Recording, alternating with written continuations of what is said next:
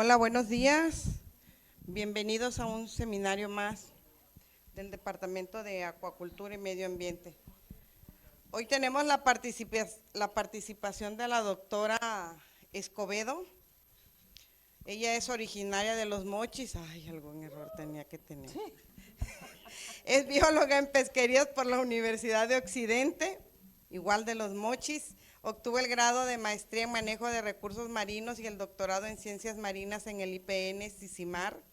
Fue jefa de la Oficina de Contaminación en Estación Oceanográfica de la Secretaría de Marina en Topolobampo, desde el 89 al 96. Desde el 97 es profesora investigadora en el CIDIR Sinaloa, donde ha sido jefa del Departamento de Medio Ambiente, subdirectora de Vinculación y Apoyo Técnico y directora durante el año 2013 a 2016. A la fecha ha dirigido más de 40 proyectos de investigación y participado como investigador adjunto alrededor de 30 proyectos en colaboración con instituciones nacionales e internacionales. Ha publicado 36 artículos de investigación y difusión y 14 capítulos de libro, dirigido 15 tesis de maestría y 6 de doctorado. Ha dictado conferencias en numerosos congresos nacionales e internacionales y eventos académicos. Pertenece a diversas redes de investigación y asociaciones científicas nacionales e internacionales y fue integrante del Consejo Estatal de Cambio Climático de Sinaloa de 2017 al 2021. Es miembro del Sistema Nacional de Investigadores Nivel 2, del Sistema Sinaloense de Investigadores y Tecnólogos, integrante del Consejo Ciudadano de Ecología del Estado de Sinaloa y coordinadora de la Red de Medio Ambiente del IPN desde 2019, cargo vitalicio. No. Recientemente fue nombrada coordinadora del programa de maestría en recursos naturales y medio ambiente del IPN CIDIR Sinaloa. Adicionalmente, déjenme comentarles que la doctora Escobedo siempre le hemos dicho, oye, participa en la convocatoria para la mujer en las ciencias del municipio. Ay, ¿cómo? ¿Para qué? Oye, participa del Estado. ¿Cómo para qué?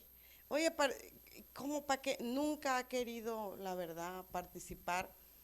Y déjenme decirles que sí se merece algún premio de estos, dado que es una mujer férrea con la contaminación de los ecosistemas. Si alguien sabe de los ecosistemas costeros, es esta mujer. Entonces aprovechenla, no se va a jubilar ya porque no la vamos a dejar, pero aprovechenla. Adelante, doctora. Muchas gracias.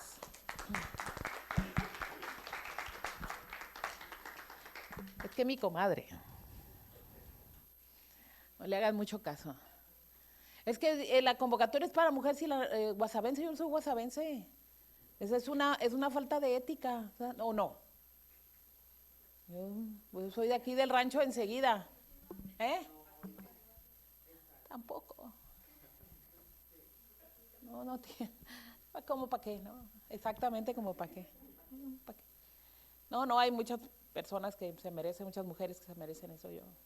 Yo por trabajar en lo que me gusta, pues ¿cuál es el mérito, no?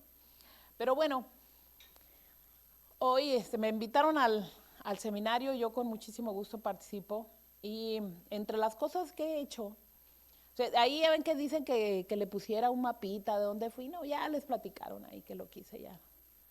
No tiene mucho caso llenarnos de miel o de andar ahí diciendo cosas como pa' qué, ahora sí como pa' qué.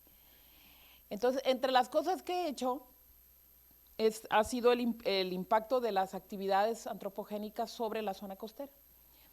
Y cuando hice mi tesis doctoral, tuve que ver cuáles eran las diferentes rutas que tenía el nitrógeno, porque pues, bueno, los nutrientes en general, pero el nitrógeno como uno de los más importantes, hacia el ambiente. ¿De dónde venían? Entonces empecé a trabajar primero con drenes agrícolas, con agua subterránea y por último terminé con las emisiones a la atmósfera y cuantificar cuánto nitrógeno podía llegar a los ecosistemas y por ahí sacamos un modelo conceptual de las rutas que sigue los nutrientes para llegar a la costa.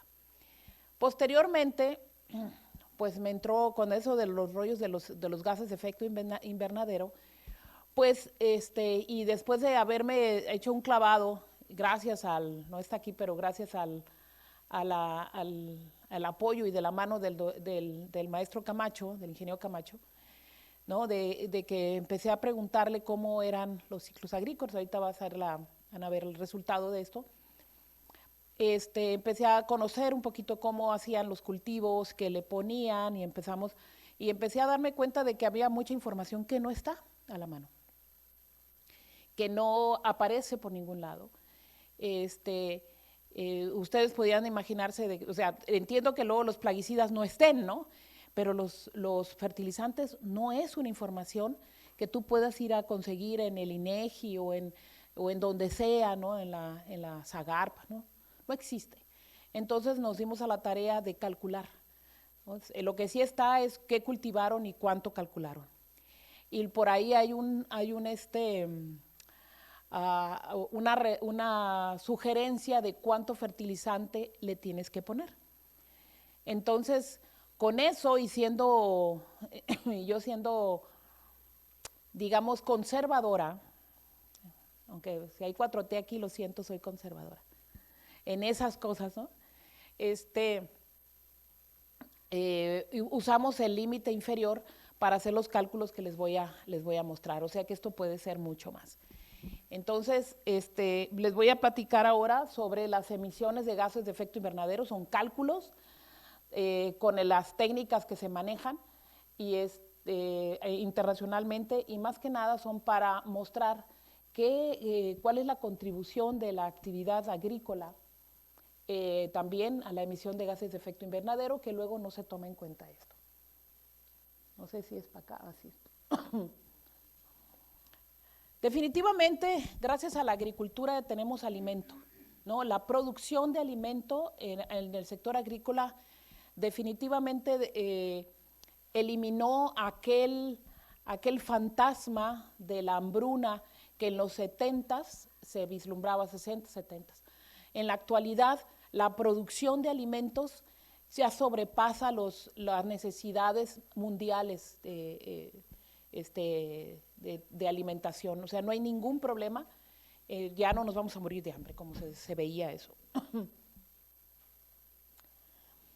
Ahora, actualmente de nuestro planeta, el suelo agrícola ocupa el 38%, que es el uso más extendido en todo el planeta. Ni la acuacultura, ni la industria, ni la minería, ¿no? La agricultura es el que más espacio utiliza. Y alrededor del 70% del agua dulce disponible.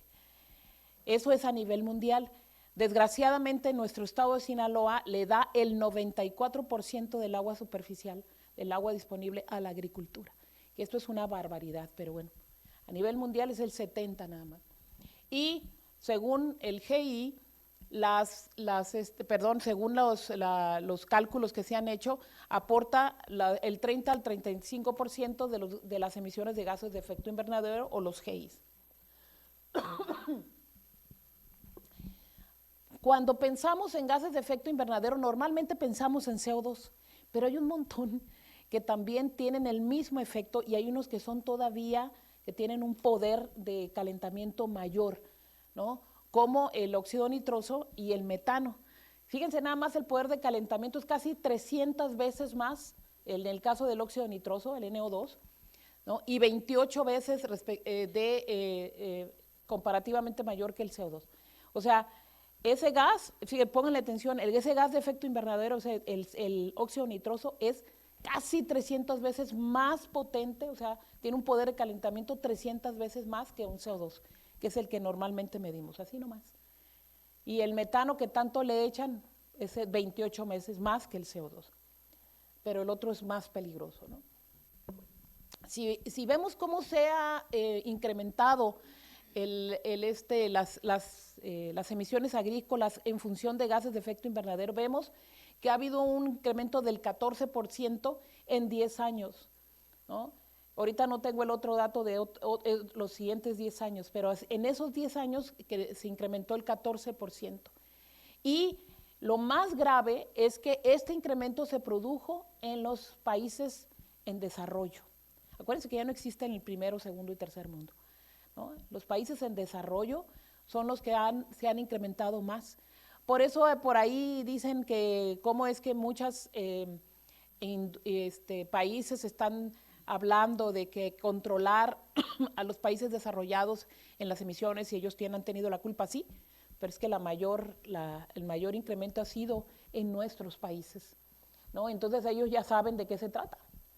Ellos ya acabaron con todos sus bosques, ¿no? Con todo lo que era natural y ahora tienen cosas artificiales y nos están tratando de decir que no vayamos por ese camino, pero pues nosotros seguimos en la misma. Y claro que pues no son hijos, no son hermanos de la caridad, ni se creen la Madre Teresa de Calcuta, ¿no? No, la realidad es que la esperanza de la producción de un oxígeno adecuado, o sea, de bosques y todo eso, está en nosotros, ¿no? Ellos, no es por intrigar, ¿verdad? Ni por andar de presumida, ¿verdad? Tantito nomás.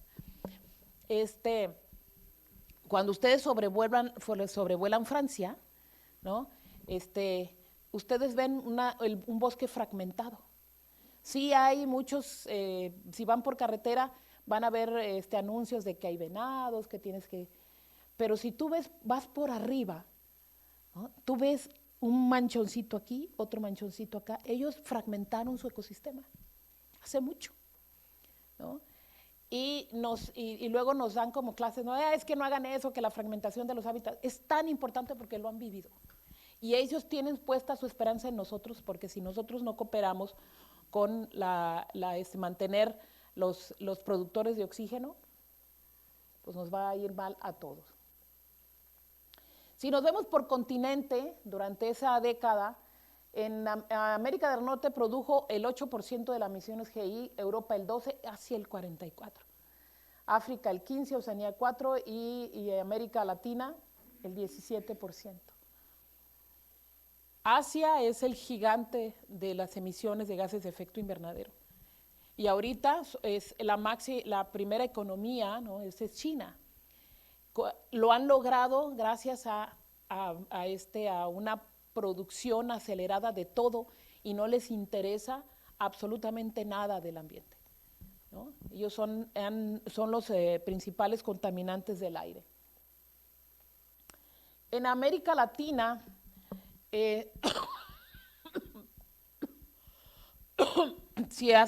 hay una información que nos habla, que 2.800 millones de toneladas de CO2 equivalente. Cuando decimos CO2 equivalente, es que todas las emisiones de gases de efecto invernadero los convierten al poder de calentamiento del CO2, ¿no? Entonces, si ustedes van a pensar en óxidos nitrosos, entonces para equivaler al CO2 lo multiplicas casi por 300, ¿no? Hay unas fórmulas que vamos a ver. Entonces se llama CO2 equivalente, ¿no? Entonces son 2.800 millones de toneladas esa es la emisión y la absorción son de 440 millones de toneladas. Hay una gran diferencia. O sea, ese déficit, o sea, estamos emitiendo mucho más de lo que estamos absorbiendo, ¿no? Y bueno, las fuentes y los sumideros en verde son son los sumideros, y los en grises son las emisiones. Entonces tenemos cultivos y ganadería. Un emisor es la conversión neta de los bosques cuando desaparece, entonces ya no hay quien absorba. Los bosques son sumideros.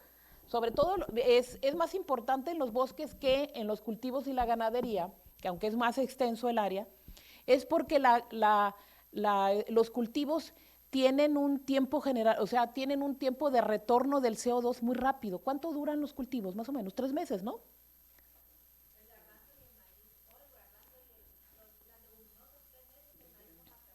Sí, entonces, si lo hacen rápido son 3, 4 meses, ¿no? Porque el asunto es, en esos 3, 4 meses, 6 meses, entonces van a captar el CO2 y se va a quedar en el producto, pero no lo comemos rápido. Entonces el tiempo de retorno de la agricultura no se parece a los bosques, ¿no? A pesar de que estamos reteniendo CO2, estamos emitiendo también CO2, y ahorita lo vamos a ver, ¿no? Entonces, en las emisiones regionales de la agricultura, que normalmente agricultivos y granería se han incrementado en los últimos 50 años. En 1961 teníamos 388 millones de toneladas de CO2 equivalente y en 2010 hay más de 903 millones de toneladas de CO2 equivalente en agricultura. Y si lo vemos por áreas, la fermentación entérica de las vaquitas es el 60% de emisiones, el 25% es el estiércol, el 5% es el fertilizante sintético, emisiones, el 2% es estiércol depositado en el suelo, 3% de gestión del estiércol y el 2% de residuos agrícolas. Los que menos emiten son los residuos agrícolas, ¿no? Y si ya vemos en general, las actividades agropecuarias son la tercera causa de generación de emisiones GI, ¿no? Con una contribución del 12% al total nacional. Solo el 12%. ¿Qué está emitiendo más? Pues, los vehículos, las industrias. Ahora, la agricultura ha crecido mucho. Nosotros estamos en el corazón agrícola del Estado y el primer lugar en generación de granos. Es el granero de México, eso es cierto. Y nos debemos sentir muy contentos, pero también preocupados. Es importante decir que la agricultura es un gran emisor de gases de efecto invernadero. No contentos con todo lo o sea, son una bendición, es una actividad muy buena, genera muy buenos dividendos, nos da de comer a muchos, ¿no? A todos, pero la realidad es que también causan muchísimos problemas y ya hemos hablado, ya ha venido aquí gente a platicar sobre los efectos en salud, ¿no? de las emisiones de agroquímicos. Pero también hay otras emisiones en las que, como esta, que no hemos puesto atención, ¿no? Ahora, entre más ha ido avanzando o tecnificándose la agricultura, ha ido cambiando de los fertilizantes orgánicos, los primeros que se utilizaban, ahora a los sintéticos, ¿no? Está de 14 millones de toneladas en los 50 a 194 millones de toneladas en 2007. Y eso básicamente es con nitrógeno. El fertilizante que más ha crecido en su aplicación es el nitrógeno. Ahora, esos fertilizantes sintéticos están aportando solo el 40% del nitrógeno que asimilan las plantas, ¿no? Ahora, y esto hace que hay una alteración en los ciclos biogeoquímicos. Los que ya tomaron química marina o los que tomaron ecosistemas costeros saben, hemos hablado de los ciclos biogeoquímicos. Y uno de los graves problemas son las alteraciones de los ciclos. Los elementos en la Tierra son finitos y son los mismos hace muchos años, a menos de que nos llegue un asteroide. Pero están ahí y tienen un ciclo que puede durar unas horas o que puede durar millones de años, dependiendo de lo que se trate. Entonces, lo que hemos estado haciendo nosotros es, del nitrógeno que estaba guardado, o de todos los demás elementos, lo hemos puesto a disposición, o sea, está ahora en el ambiente cuando no estaba, y es más del doble, ¿no? Y eso conlleva, esto tiene consecuencias porque hay mucho más nitrógeno disponible cuando no lo estaba. Ahora, desafortunadamente, la eficiencia con la que las plantas de cultivo están captando ese nitrógeno, que lo están incorporando a su cuerpo, es muy baja, ¿no? Fíjense, y durante más tiempo pase, su asimilación ha sido menor. Dice el 80% por allá por los 60 hasta el 30% en los 2000, ¿no? Para el caso de los cereales. Cada vez ese fertilizante que le estamos agregando es cada vez menos eficiente, ¿no? Y ustedes se preguntarán por qué. Mucho de ellos es cómo se aplica, la forma en que lo estamos aplicando y que no somos o que no son, en este caso ellos, exigentes, no lo aplican de la manera más correcta, ¿no? Y nosotros vemos que, ustedes saben que aquí se aplica básicamente amoníaco anhidro para el nitrógeno. Y lo correcto es que deben de inyectarlo al suelo, a un suelo húmedo, ¿no? Para que se quede ese amoníaco y se hidroliza inmediatamente y se queda, se disuelve y se queda en el suelo. Y es como la planta lo requiere. La planta no toma el amoníaco anhidro, sino toma el amonio hidrolizado, vámonos. Y les encanta. El problema es que cuántas veces no hemos visto a las, ¿cómo se llaman? Las nodrizas, gracias. Madrinas iba a decir. Bueno. Lo bueno es que aquí tengo gente que le sabe, ¿no? Yo volteo inmediatamente para que me digan. Gracias. Entonces, vemos a las nodrizas que están inyectando el gas al canal de riego y de ahí le empiezan a regar. Güey, pues, diría mi abuela, es un maderón, ¿no? Inmediata, o sea, hay una pérdida, se ha calculado que de esa manera solamente disuelves entre el 10 y el 20 y el 30% del nitrógeno, todo lo demás se pierde a la atmósfera. Y así lo hacen. ¿Por qué? Porque les es más fácil a no andarle poniendo ahí el maquinón ese que parece araña, ¿no? Es una araña, es una cosota. Solo el 17% en 2005, eso es un dato, de los fertilizantes nitrogenados fueron incorporados a los cultivos, dispersándose en los ecosistemas y causando grandes problemas de contaminación. Ahora, cuando hablamos de ciclos de nitrógeno, una de las pérdidas de los ecosistemas hacia la atmósfera, ¿no?, es las emisiones, en este caso de óxido nitroso, a través de un proceso que se llama desnitrificación. La desnitrificación produce nitrógeno molecular y óxidos nitrosos, ¿no? Es el tercer gas de efecto invernadero en importancia, y decíamos más o menos un poder de calentamiento 300 veces, 200 y feria, superior al CO2, y tiene una vida media de 120 años. Dice, y es más o menos el 8% de las emisiones totales de gases de efecto invernadero. Si bien es mucho más potente el CO2, pero no existe tanto en la atmósfera como el CO2. Por eso sigue siendo el CO2 el número 1, ¿no? Ahora, desafortunadamente, a pesar de todo lo que hemos aprendido,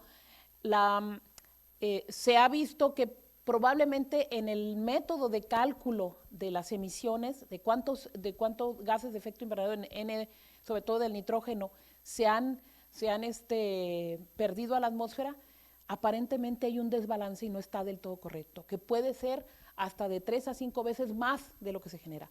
O sea, lo que yo les voy a presentar, ustedes pueden pensar que podemos tener más, ¿no?, de lo que se presenta. Así que no se vayan a asustar, o sí asústense. Entonces, el impacto de la agricultura, el efecto de la agricultura sobre lo que estamos viendo pudiera ser mucho mayor.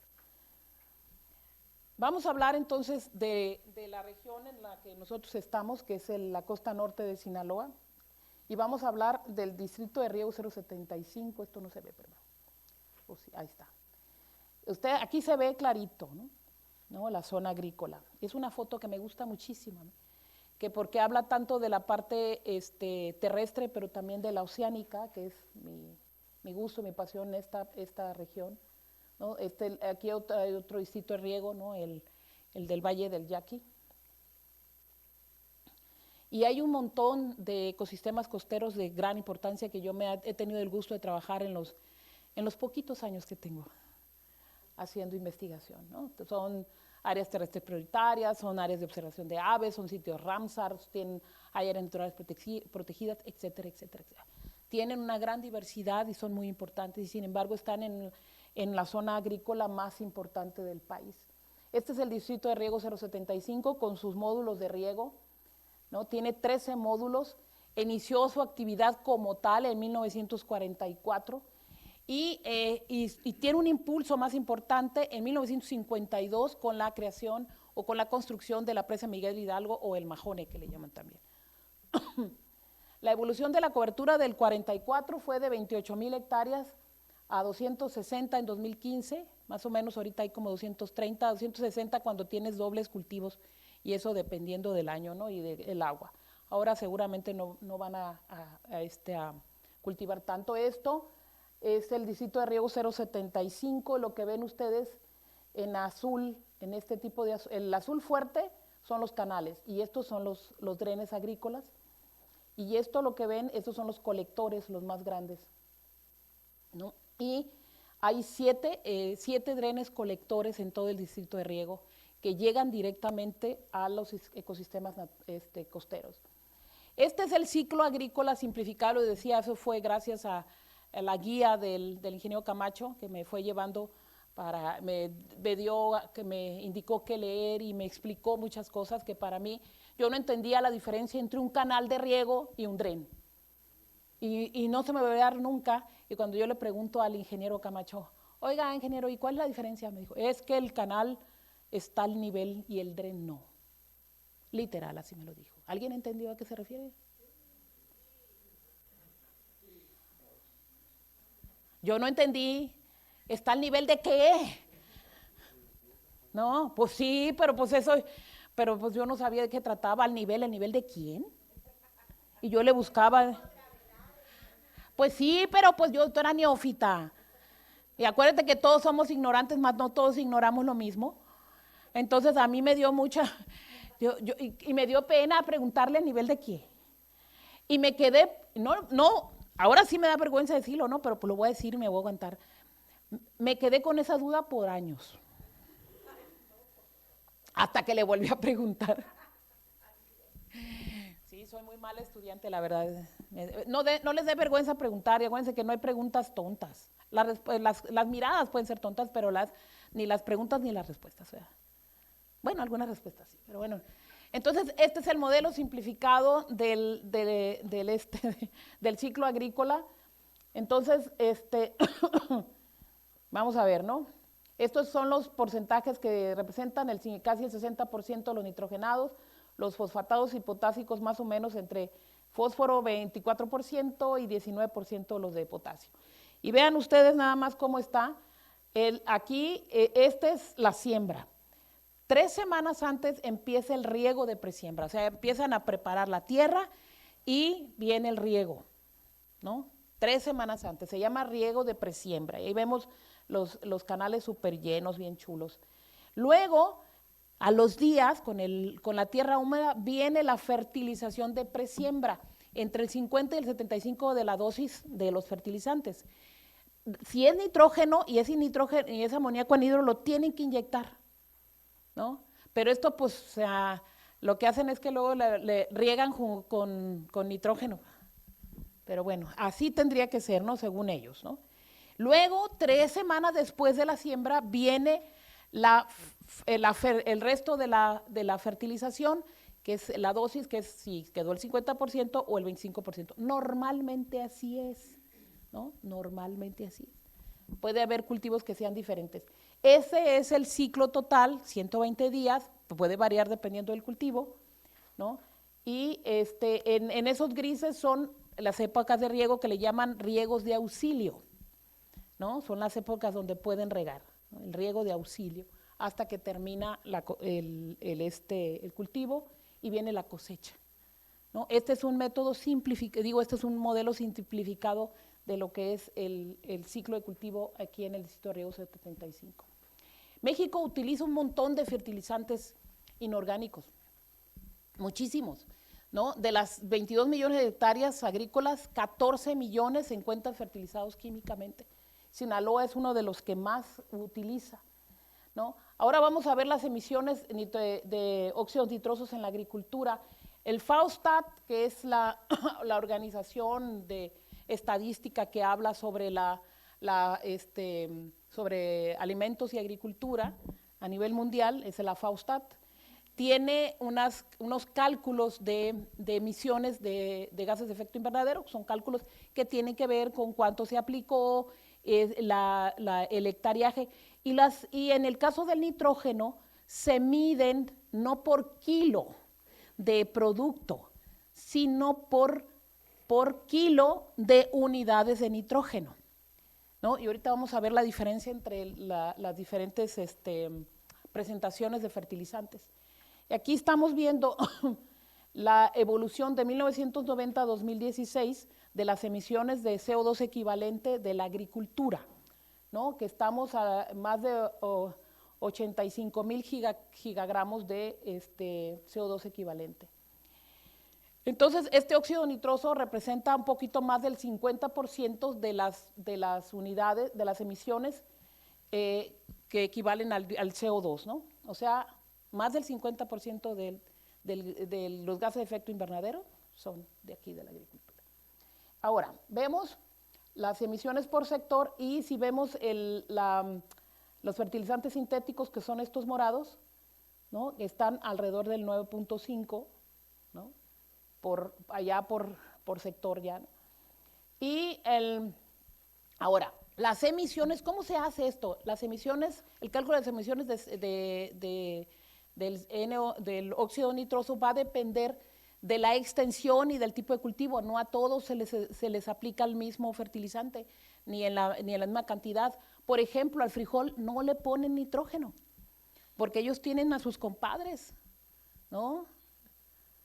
Tienen los nódulos de algas, de cianobacterias, que les permiten fijar el nitrógeno. A ellos, al frijol no se le pone, pero al maíz y a otras hortalizas les pueden poner hasta 500 kilogramos por hectárea. Así nomás. Entonces, también a la aplicación anual de fertilizantes y la determinación del contenido de nitrógeno equivale para cada una de las clases de fertilizantes. No es lo mismo urea que óxido nitroso, que nitrato de amonio, etcétera, ¿no? Y las estimaciones del óxido nitroso se van a hacer por consumo de fertilizantes nitrogenados y luego todo se expresa en CO2 equivalente. Me voy a apurar porque luego me van a apurar. Ya vamos a terminar. Entonces, ¿cómo se hace? Para calcular se determinan las emisiones directas y las indirectas para tener las emisiones totales. La emisión directa es por dos procesos, que es la nitrificación y la desnitrificación, y las indirectas son por procesos de volatilización, redeposición y lixiviación. Estas son todavía más difíciles de calcular. ¿Por qué? Porque va a depender de cómo aplicaste el fertilizante. Si tienes amoníaco anhidro, vas a perder y lo inyectas directamente en el calar de riego, vas a perder mucho más. O sea, la pérdida en la inyección es alrededor del 10 al 15%. Y en el otro puedes perder hasta el 70%. Entonces, pero como no dicen, todos se callan, ¿no? Esos deberían de tener el INAI, ¿no? Gente como ellos. Bueno, no, es lo que quisiera el presidente, pero perdón, me regreso. Entonces, las estimaciones de las emisiones están dados por los métodos de la EPA, la FAO y el IPCC, ¿no?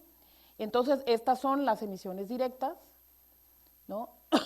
Esta es el consumo de fertilizantes en toneladas de nitrógeno activo aplicado, y la CE representa el coeficiente o el factor de emisión. Esta fracción de 44 por 28 es el peso molecular del óxido nitroso en relación con las moléculas de nitrógeno contenidos en ese óxido nitroso. Ahí está. Y esta al final es la fórmula de las emisiones directas como CO2 equivalente. Y bueno, así se hacen las emisiones indirectas de NO2, N2O, ¿no? Este es todo esto, y ahí les platico que la frac gas es la fracción de fertilizante nitrogenado aplicado que se volatiliza en forma de amoníaco, y nosotros tenemos puro amoníaco, ¿no? Y en distintas formas de óxido nítrico. El CE4 es el coeficiente de emisiones indirectas procedente de la volatilización. El fraccionamiento Lisch es la cantidad de nitrógeno activo aplicado que se lixivia, y el CE5 es el coeficiente de emisiones indirectas procedentes de la lixiviación. Todo esto de acuerdo a lo que nos dice la metodología. Entonces, esta es la fórmula final de las emisiones indirectas, ¿no? Y la emisión total es la suma de ambas, ¿no? Y bueno, entonces entremos en materia. En el distrito de riego 075, los fertilizantes nitrogenados que se utilizan es el amoníaco anhidro, que tiene el 82% de nitrógeno. 82% de ese producto es nitrógeno puro. Nitrato de amonio tiene 35%, el sulfato de amonio el 25% y la urea el 46%. Por esa razón nuestros agricultores utilizan amoníaco anhidro porque tienen, si bien es más caro, es mucho más eficiente, teóricamente, ¿no? Aquí tienen una evolución que me permití calcular desde el 44, del ciclo del 44-45 a 2008-2009, nomás, de los tipos de cultivo. Y si ven el verde, es el maíz, y vean cómo estaba el maíz, de alrededor del 10% o hasta menos, hasta por el 5%, y cómo después de los 2000 representa más del 50% de la cobertura. El problema con el maíz es que requiere muchísimo cultivo, muchísimo fertilizante. Aquí está el nitrógeno y el fósforo. Entonces puedes ver que de 200 a 350 toneladas y de 60 a 120 de fósforo. Las hortalizas hasta 550 kilogramos por hectárea, perdón, y así va el trigo. El sorgo también requiere bastante, el frijol pues poquito, pero vean estos, ¿no? El maíz y las hortalizas. Y la época otoño-invierno es de la máxima producción de hortalizas. Todos los cálculos que yo hice es en función del número menor, o sea, de maíz 200, de hortalizas 200. Nomás para que se den una idea. Y ahí vamos. Esta es el cálculo de los fertilizantes nitrogenados que se aplicaron el 0,75 desde 1987, el ciclo 87-88 a 2015-16. De menos de 30,000 toneladas, esas son unidades de nitrógeno, o sea, no se toma el kilogramo de producto, sino el kilogramo de unidades de nitrógeno, y ven, de aquí hasta más de 60,000 toneladas, 60,000 toneladas por ciclo de cultivo. Y este es el cálculo de la emisión de óxidos nitrosos que van de 600 toneladas por ciclo hasta 1,250 toneladas, que ha ido creciendo, ¿no? Y esta es la emisión, y dirán ustedes, ¿no? Pues qué diferencia de las emisiones en México, que son hasta 10,000 toneladas de CO2 equivalente, gigatoneladas, gigagramos de CO2 equivalente, ¿no? Y este es otra vez nuestro distrito de riego 075. Estas son las emisiones directas, estas son las emisiones indirectas, que yo estoy segura es mucho más, ¿no? Y estas son las totales, y esta es la línea la línea de tendencia, ¿no? Cómo vemos que ha ido creciendo, ¿no? Sobre todo hasta 350 gigagramos, ¿no? De CO2 equivalente. Y esta es la total contra el nacional en el distrito de riego 075, este es su escala, ¿no? También va creciendo, y este es el total nacional con esta su escala, que son 10,500 toneladas aquí, gigatoneladas, y aquí tenemos con 350, 370, más o menos. Ahora, en el área agrícola de Sinaloa, tanto la de riego como la de temporal, ocupan el 1,05% del total nacional, pero el porcentaje de emisiones llega hasta ser el 6%, o sea que no es cosa menor. O sea, contribuimos con alrededor del 6% de las emisiones de óxidos nitrosos, ¿no? Nada más no está agricultura. Entonces, se requiere cambiar esas prácticas agrícolas. Hay resistencia del sector en cambiar las cosas como las hacen, pero la realidad es que si bien producen muchos beneficios, tienen también muchos problemas. No podemos seguir, ¿no?, cerrando los ojos en su responsabilidad con la incidencia de cáncer infantil, ¿no?, y de cáncer en general, con la contaminación a los ecosistemas costeros, porque producen cosas como esta, por ejemplo. Es una fotografía, perdón, que tomé en el avión, Navachiste, ¿no? Y vean ustedes estas islas que no es otra cosa que depósitos de limo arcillosos que vienen del área agrícola.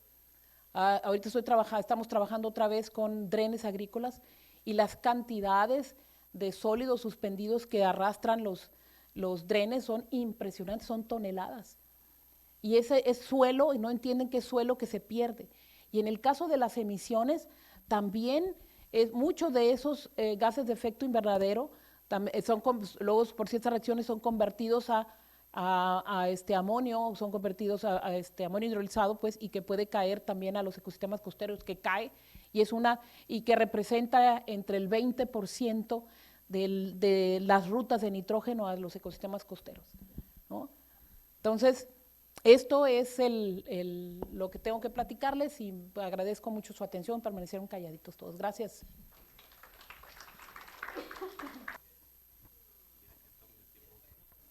Bueno, vamos a darle paso a nuestro siguiente ponente. En este caso le toca a Julio, es nuestro último seminario de este año, pero todavía tenemos uno regresando el 9, entonces no es el último del año, pero no el último del semestre. Entonces, adelante Julio. Bueno. Gracias, maestro Luis. Bueno, antes de empezar, quisiera presentar a mi comité, el cual los directores son el doctor Escobedo Bonilla y la doctora León Félix Josefina. Ella es del CIAD Culiacán. El resto de mi comité tutorial está compuesto por la doctora Durga, de Medio Ambiente, el doctor Sainz, actual director, y el doctor Cipriano de este edificio, el Biotexin.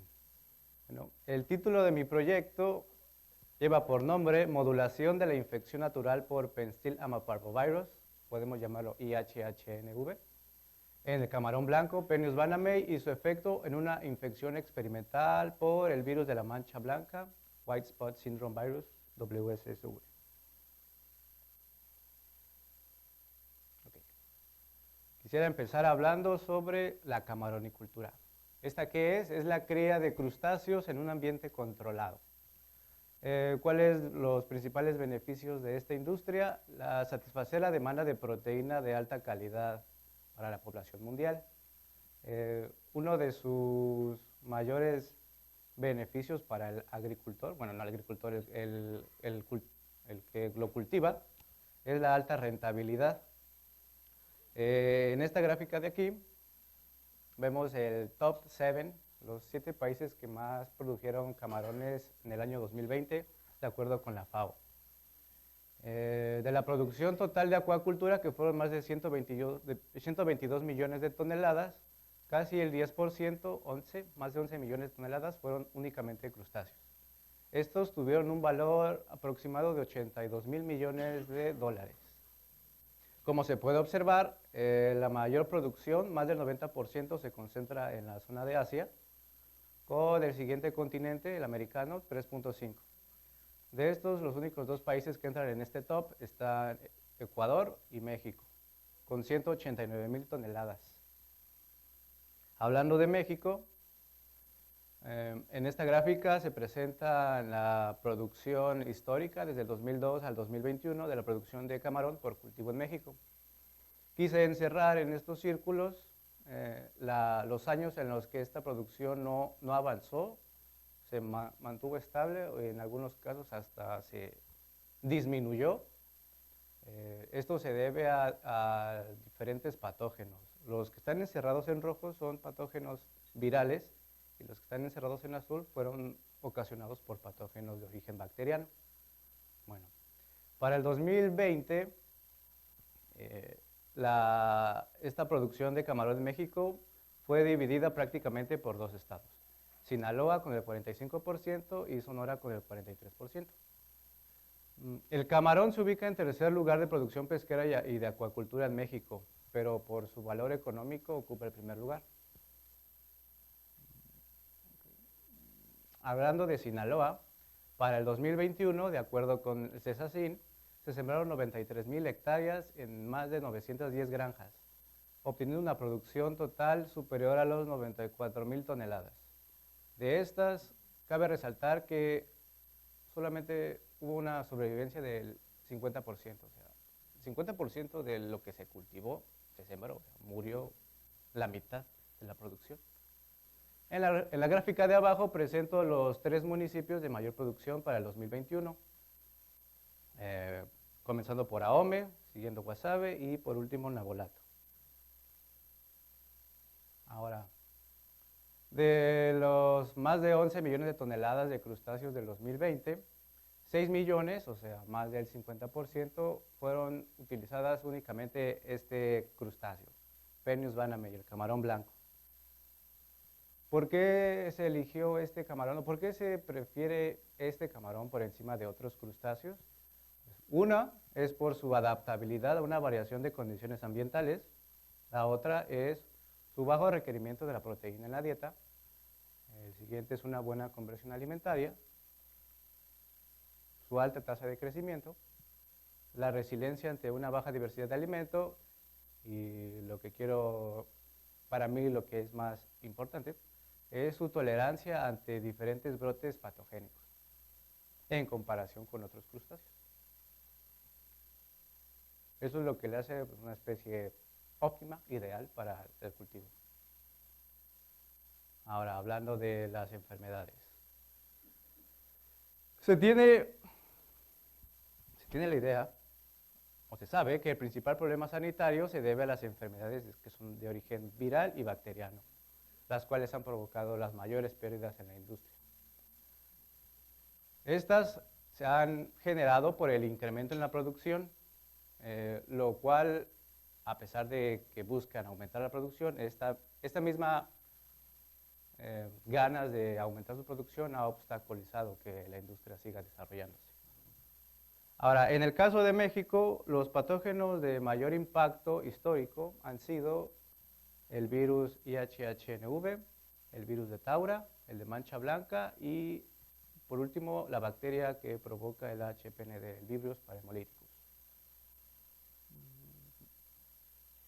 Ahora, ¿cómo le han la investigación, cómo ha tratado de abordar este problema? Usando diferentes métodos de control, los cuales los podemos dividir en dos grandes ramas, las que son biotecnológicas, que a pesar de que son efectivas, sus costos son muy elevados para el granjero común. Y entre estos ejemplos tenemos a las especies SPR, que son resistentes a un cierto patógeno, la utilización de RNA de interferencia y la inoculación de proteínas virales. Ahora, el otro método son más naturales, que a pesar de ser más baratos en comparación, su efectividad es variante. Los diferentes artículos que han abordado estos temas han visto que los resultados no siempre son idénticos. Ejemplos de esto tenemos a los probióticos, a los prebióticos, los inmunoestimulantes y los extractos vegetales antivirales. Ahora, otras de las estrategias naturales que se han observado han sido la hipertermia, que es, en pocas palabras, el aumento en la temperatura del medio donde se encuentra un organismo, fuera de su rango óptimo para la activación de su sistema de defensa, y la interferencia viral, que este es un procedimiento en el cual dos organismos infectan un hospedero y entre ellos dos compiten, dando como resultado que disminuya la replicación de al menos uno de esos dos virus, generando en algunos casos la sobrevivencia del organismo infectado.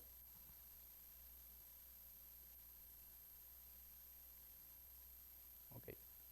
En esta tabla de aquí pongo los virus interferentes que se han publicado en los artículos y los que voy a utilizar en mi proyecto. De todos estos datos de la tabla, lo que quiero rescatar es que los dos virus, IHHN y mancha blanca, son de DNA. Su primer reporte del IHHN fue en el 81 en Hawái, de mancha blanca en China en el 92, y que a los pocos años aparecieron en México.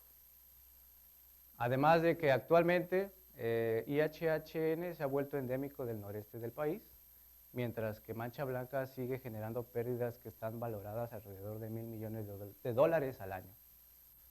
En esta imagen de su lado derecho es un comparativo en escala real del tamaño de los dos virus. Ahora, los antecedentes en cuanto a la hipertermia. Bueno, en la década de los 2000, Vidal, Sonnenholzen, Granja, Ratman y colaboradores encontraron un efecto protector a 32 grados en juveniles de camarón blanco, perdón, retados con mancha blanca, utilizando diferentes vías de inoculación. En el 2007, Montgomery Brock y colaboradores demostraron que temperaturas superiores a los 32 grados afectan la tasa de replicación de IHHN en el camarón blanco. Ellos midieron la carga viral 17 días post-hipertermia mediante qPCR. Esto va a ser importante en la metodología más adelante. En cuanto a la interferencia viral, tenemos que Tang en el 2003 y colaboradores demostraron por primera vez la interacción entre estos dos virus en el camarón azul, el Penis stylirostris. Estos camarones fueron infectados por IHHN y sobrevivieron más días a una dosis letal de mancha blanca. 3 años después, Bonichon y colaboradores reportaron la misma interacción, pero esto es importante, en el camarón blanco, mostrando que las altas cargas de IHHN se relacionaron con un retraso en la mortalidad provocada por mancha blanca. En el mismo año, Melena y colaboradores confirmaron que la preexposición de camarón blanco a IHHN le genera disminución en la tasa de replicación de mancha blanca.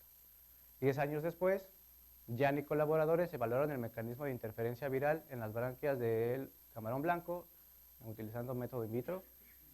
Comprobaron que estos dos virus compiten por los mismos sitios de unión de membrana celular, que eso es muy importante. O sea, se demostró que ellos compiten por los mismos sitios. Ahora, la susceptibilidad. Escobedo, Bonilla y Barra en el 2014 determinaron la susceptibilidad del camarón blanco a IHHN usando títulos de infectividad. Ellos encontraron que existe una relación entre la susceptibilidad del camarón y su origen genético, afectando más a los juveniles. Aparte, para observar la cinética, Aboite, en el mismo laboratorio que estoy trabajando, determinó la cinética de replicación de IHHN usando hipertermia como modulador en camarón blanco, observando un efecto tiempo dependiente. Esto es, que los camarones que se pusieron a menos días en hipertermia, es decir, a temperaturas altas, alrededor de 32-33 grados, obtuvieron muestras positivas, más muestras positivas después de cierto tiempo y con mayor carga en comparación con los camarones que se dejaron en las tinas durante mayor tiempo. En cuanto a la inoculación viral, tenemos que Wang y colaboradores en el 99 demostraron que la vía de inoculación Peros logra inducir una infección de mancha blanca en el camarón Penis baname, el cual es altamente susceptible a este virus. Y en el 2020, de Gris y colaboradores propusieron a la glándula antenal, esta parte, como principal sitio de entrada para el patógeno para patógenos, tanto bacteriales, bacterias y virus, en el camarón blanco. Ahora, mi justificación. El virus de la mancha blanca sigue siendo una amenaza a la camaronicultura mundial, pese a que su presencia se ha visto disminuida en varios países, incluyendo en México. IHHN se ha vuelto endémico del noreste del país, mostrando altas prevalencias. Aparentemente, este no causa daños, actualmente ya no causa daños. Ahora, como no hay un control efectivo de mancha blanca, siendo un virus más letal en campo, propone que la interferencia entre estos dos virus podría ser un método de control natural para reducir el impacto que tiene mancha blanca. Mi hipótesis es que si se modula por hipertermia la alta carga viral de IHHN en el camarón blanco, naturalmente infectado, entonces aumentará la supervivencia de los camarones inoculados experimentalmente con el virus de la mancha blanca. Mi objetivo general es evaluar la alta carga viral de IHHN sobre la supervivencia del camarón blanco inoculado experimentalmente con el virus de la mancha blanca en comparación con camarones a baja carga de IHHN. Mis objetivos particulares son, primero, obtener lotes de camarón blanco a partir de los laboratorios de producción en el estado, infectados o que tengan presencia de IHHN, infectados naturalmente, que ya tengan ese virus desde que eclosionaron prácticamente, o desde antes. El siguiente objetivo es determinar la cinética de replicación de IHHN modulada por hipertermia. Después, estandarizaré un método de inoculación para mancha blanca que simule una infección natural. Por último, voy a evaluar el efecto de la interferencia que hay entre estos virus. ¿Cómo voy a lograr esto? Pues bueno, el primer objetivo se va a lograr de esta forma. Voy a pedir muestras de diferentes laboratorios a lo largo del estado, sobre todo en la parte sur, cerca de Mazatlán, y en la capital, Culiacán, con historial de IHHNV. A estos les voy a aplicar ensayos de PCR por punto final. ¿Para qué? Primero, para demostrar la presencia. Si en estos lotes que voy a pedir a los laboratorios está ese virus, si sí está, voy a aplicar un nuevo ensayo en el cual voy a ver la proporción. Si lo quieren ver de esta forma, en la primera es más cualitativa, presencia, sí o no. En la segunda ya va a ser más cuantitativa, la cantidad, el porcentaje, cuánto hay de ese virus en el lote. La extracción del DNA se va a seguir de acuerdo al método de setup. Estos son los primers que voy a utilizar para esta parte de los ensayos. Rápidamente, no voy a explicar todo, rápidamente solamente son 3 juegos de primers. El mix de reacción va a ser con un volumen final de 75 microlitros. Y ya. Ahora, si la proporción de este virus es igual o superior al 80%, ¿qué voy a hacer? Pues voy a seguir con mi objetivo 2. En caso de que la proporción sea baja, lo que voy a hacer es generar un inóculo de IHHN y una titulación en vivo siguiendo la metodología de Red at Mung de 1938. Ahora, mi objetivo 2 se va a cumplir de esta forma. Voy a tener unidades experimentales que van a constar de 30 camarones por tina, con un peso promedio de 1 gramo. De estos habrá 3 tratamientos que serán sometidos a la hipertermia, 33 grados, más un control que se mantendrá a 27 grados con una salinidad de 25 gramos por litro. Los tratamientos van a estar divididos en diferentes días, 14, 21 y 28. Habrá 3 réplicas por tratamiento y cuando pasen estos determinados días, lo que pasará con los camarones es que saltarán, por así decirlo, de una tina de 33 grados a una de 27 grados para que este virus empiece a replicarse. Cabe destacar que únicamente voy a utilizar las primeras réplicas de los tratamientos. Ahora, ¿qué voy a hacer con estos? Una vez que ya estén en las tinas de 27 grados, tomaré 3 camarones cada determinadas horas para aplicarles un ensayo de PCR en tiempo real, o qPCR. ¿Para qué? ¿Con qué objeto?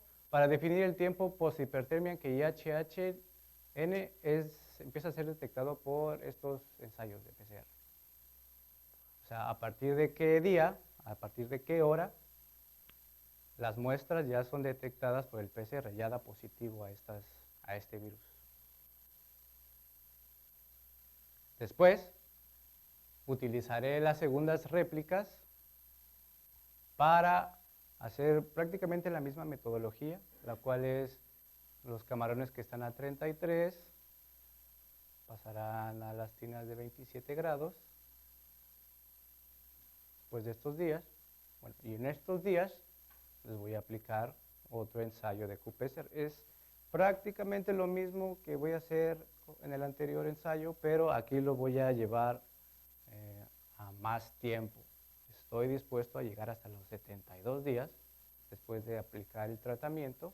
¿Para qué? Para definir el tiempo en que este virus, IHHN, alcanza la mayor carga viral desde la inhibición por hipertermia. El primer ensayo es Ahora podría decirse que es más cualitativo cuando ya empieza a ser positivo, y aquí voy a ver en qué momento llega a su carga máxima. Okay. Bueno, serán pasados a los tubos y van a ser analizados. Ahora, mi tercer objetivo es estandarizar un método de inoculación que simule una infección natural. Por cuestiones de tiempo, tengo dos alternativas.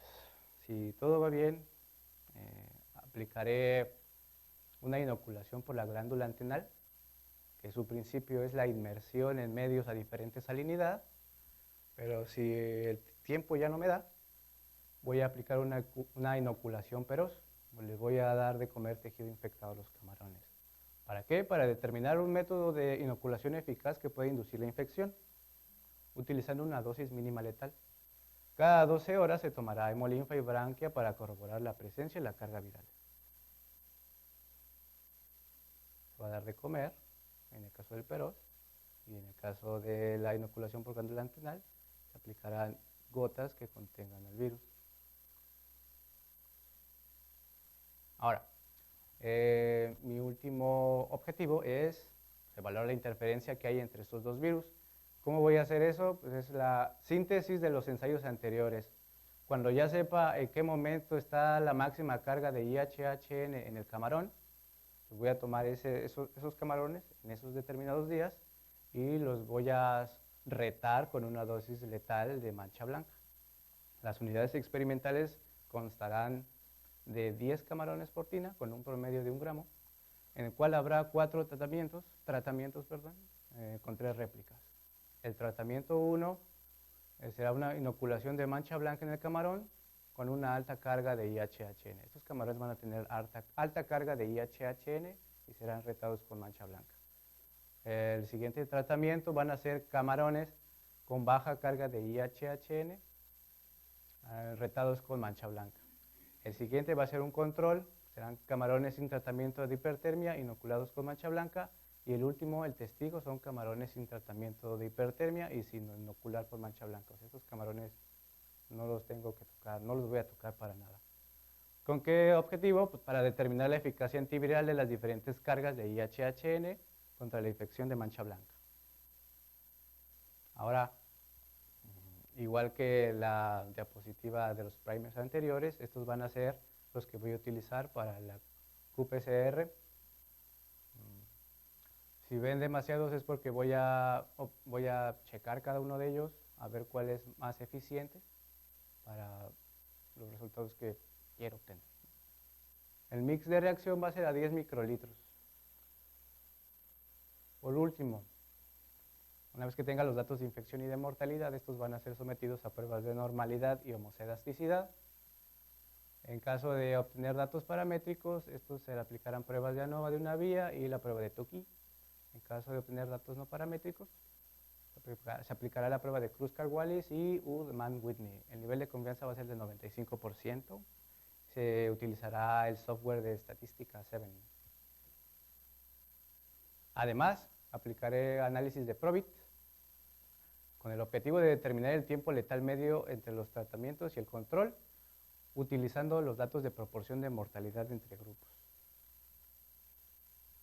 Antes de irme, quisiera platicarles de los avances que he llevado a cabo en estos 2 semestres. He tomado cursos de qPCR en el CICI de Mérida. Me ha estado adiestrado en el manejo del laboratorio, reactivos y equipo, aparte de aprender a criar camarones, que yo no tenía ni idea. Y actualmente estoy llevando a cabo un ensayo preliminar para modular la replicación. Este es mi cronograma de actividades. En la barra roja se puede ver el mes de diciembre. Ya estoy a punto de acabar todos mis pendientes. Y en el siguiente semestre va a estar bueno el asunto porque voy a estar bien ocupado. Gracias a todos por su atención. Feliz Navidad. Feliz Año Nuevo.